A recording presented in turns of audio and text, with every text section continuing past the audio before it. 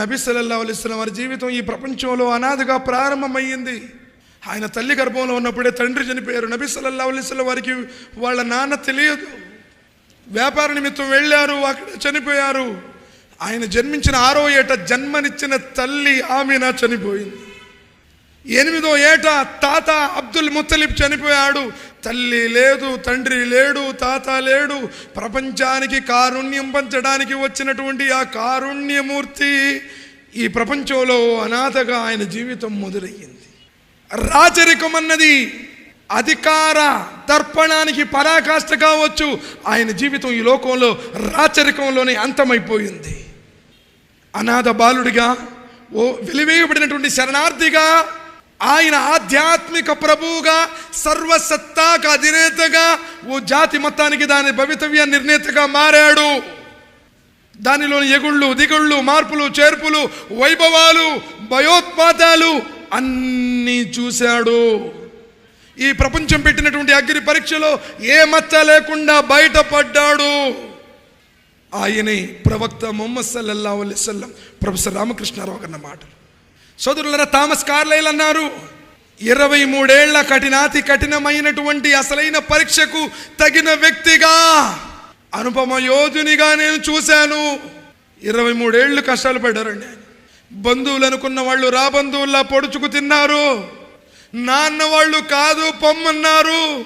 విశ్వసించిన వారినందరినీ హింసించారు. చివరికి ఆయన ఎంతగానో ప్రేమించి అభిమానించేటువంటి ఆ మక్కాను కూడా విడిచిపెట్టి ఆయన మదీనా వెళ్లాల్సినటువంటి పరిస్థితి. ఎవరిని ఏమీ అనలేదు, ఎవరిని దూషించలేదు, ఎవరిని క్షమించలేదు. ఆ మహానుభావుడు తన జీవితం మొత్తం త్యాగాలమయం, మానవాళి ముక్తి కోసం. సోదరులారా, జ్ఞానంతో ఆలోచించండి. ఎలాంటి జీవితాన్ని ఆయన గడిపారు. మనకు ఆదర్శప్రాయంగా, మరి ఆయన అనుచరులుగా మనం ఈరోజు ఆయన్ని ఫాలో అవుతున్నామా? తాత్కాలికమైనటువంటి జీవితం కోసం ప్రాకులాడుతున్నాం. క్షణభంగురమైనటువంటి జీవితం కోసం ధర్మాన్ని విడిచిపెట్టేస్తున్నాం. నీకు నచ్చితే చేస్తావు, నచ్చకపోతే విడిచిపెడతావు. నమాజ్కు రావాలనిపిస్తే వస్తావు, లేకపోతే లేదు. నువ్వు దైవ విధేయుడవు కాదు. ముస్లిం అంటే పరమబర్దార్, తనను తాను సంపూర్ణంగా దైవానికి సమర్పించుకున్నటువంటి వాడు, లోకంలో మంచిగా బ్రతికేవాడు, మంచి కోసం కృషి చేసేవాడు. మరి ఈరోజు అలాంటిది మనలో ఉందా? సోదరులారా, అడియార్ అంటున్నారు. పురుషోత్తమా, ఆయన ఒక పుస్తకాన్ని రాశారు, నేను ఆరాధించే ఇస్లాం.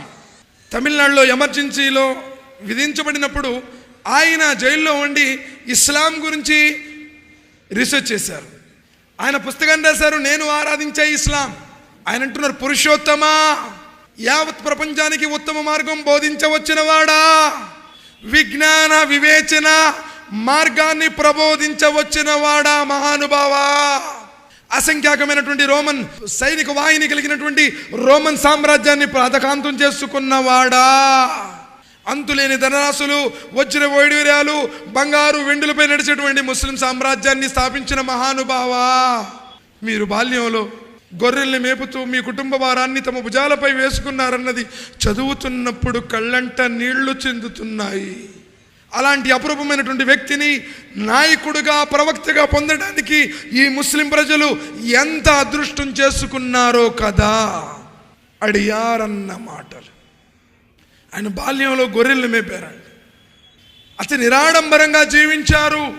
అశ్లీలమైనటువంటి కార్యాలు, చెడు మాటలకు ఆయన బాల్యం నుండే దూరంగా ఉన్నారు.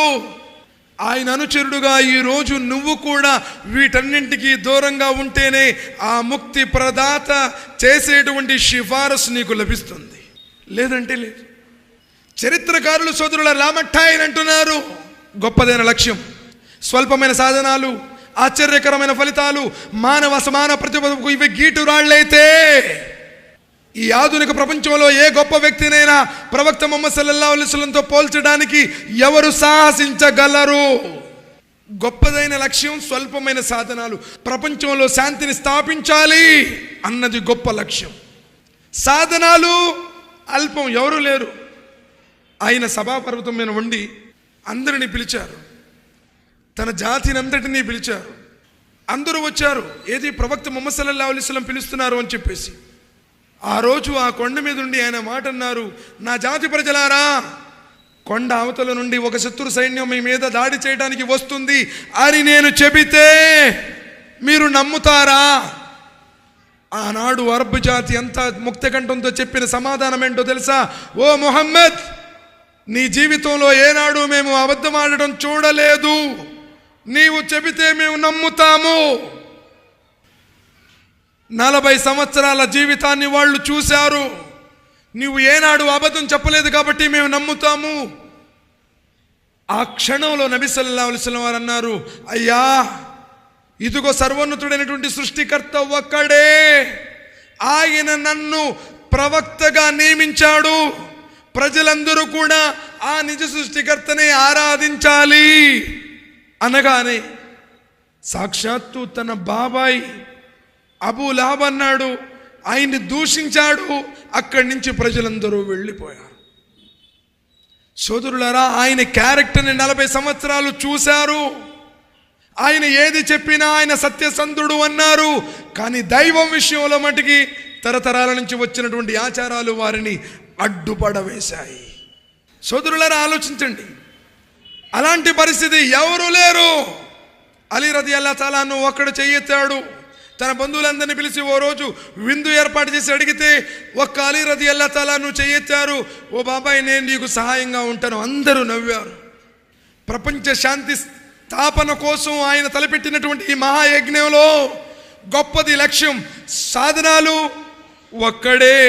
కానీ 2 దశాబ్దాల కాలం, 23 సంవత్సరాల కాలంలో ప్రపంచానికి స్వచ్ఛమైనటువంటి ప్రజాస్వామ్య సిద్ధాంతాలను అల్హమ్దులిల్లా 7వ శతాబ్దంలో యూరోప్ దేశాలు అంధకార చీకటి గొయ్యిలో ఉన్నప్పుడే ప్రపంచానికి సువర్ణకాంతులను పరిచయం చేసినటువంటి ప్రవక్త ముహమ్మద్ సల్లల్లాహు అలైహి వసల్లం.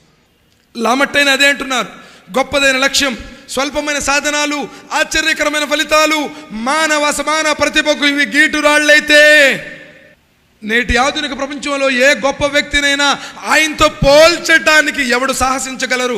ప్రపంచంలో ప్రసిద్ధులైనటువంటి వారు ఆయుధాలు సృష్టించారు, రాజ్యాలు స్థాపించారు, శాసనాలు చేశారు. వారు చేసింది ఏదేమైనప్పటికీ భౌతిక శక్తికి సంబంధించిందే. అవి తరచుగా వారి కళ్ళ ముందే నేలకూలాయి. కానీ ఈయన సైన్యాల పునాదుల్ని కదిలించడమే కాక లక్షలాది మనుషుల్ని చెలింపజేశాడు. శాసనాలు, రాజ్యాలు, జాతులు, వీటన్నింటినీ, ఆత్మలు, నమ్మకాలు, భావాలు అన్నింటినీ స్థానభ్రంశం చేశాడు. ఈయన ఇంకా వక్త, ప్రవక్త, తత్వవేత్త, యోధుడు, భావాల విజేత, హృదయాల విజేత, హేతుబద్ధమైన విశ్వాసాల సంస్థాపకుడు, విగ్రహాలు లేని ఆరాధన ప్రబోధకుడు, 20కి పైగా ప్రాపంచకపు సామ్రాజ్యాలు, ఒక ఆధ్యాత్మిక సామ్రాజ్య సంస్థాపకుడు ఆయనే ప్రవక్త ముహమ్మద్ సల్లల్లాహు అలైహి వసల్లం. మానవ ఔన్నత్యాన్ని కొలిసే సకల ప్రమాణాల రీత్యా ఈయన కంటే గొప్పవాడెవడైనా ఉన్నాడా అని మనం ప్రశ్నించవచ్చు. లామట్టైనన్న మాటలు సోదరులు, చరిత్రకారులు ఆయన గురించి చెప్పినటువంటి మాటలు అల్లరోళ్ళు, ఆందోళనకారుల మాటలో కాదండి. ఆయన గురించి ఎన్నో సత్యాలు అల్హమ్దులిల్లా. ఆయన జీవిత చరిత్ర పుటలను తిరగవేయండి. ఎందుకంటే ముక్తికి మార్గం ఆయనే. నబీ సల్లల్లాహు అలైహి వసల్లం వారు చెప్పారు, లా నబియ్య మిన్ బాది, నా తర్వాత ఏ ప్రవక్త రాడు, నా ప్రభంజనం తర్వాత ప్రపంచంలో ఏ యూదుడైనా, ఏ ఈసాయి అయినా స్వర్గంలో ప్రవేశించలేడు, ఎప్పటిదాకైతే నన్ను విశ్వసించడో. అంటే ప్రవక్త ముహమ్మద్ సల్లల్లాహు అలైహి వసల్లం వారు చిట్ట చివరి ప్రవక్త. ఈయన మొదటి ప్రవక్త అని చెప్పడం లేదు. మా కాన ముహమ్మదిన్ అబా అహదిన్ మిన్ రిజాలికుం వలాకిన్ రసూలుల్లాహ్ వ ఖాతమున్ నబియ్యీన్. ప్రవక్త ముహమ్మద్ సల్లల్లాహు సూరే అహ్జాబ్ సూర నంబర్ 33 వాక్యం నంబర్ 40, ఏ పురుషుడికి, మీలో ఏ పురుషుడికి ఆయన తండ్రి కాదు, ఆయన ప్రవక్తల పరంపరలో ఆఖరివాడు. ఆయన తర్వాత మరే ప్రవక్త రాడు, మరి ఏ గ్రంథము రాదు, లేదు, ఉండదు, ఉండబోదు. ప్రళయం దాకా ఖురాన్ గ్రంథమే చివరి గ్రంథం, చివరి ప్రవక్తే ముహమ్మద్ సల్లల్లాహు అలైహి వసల్లం.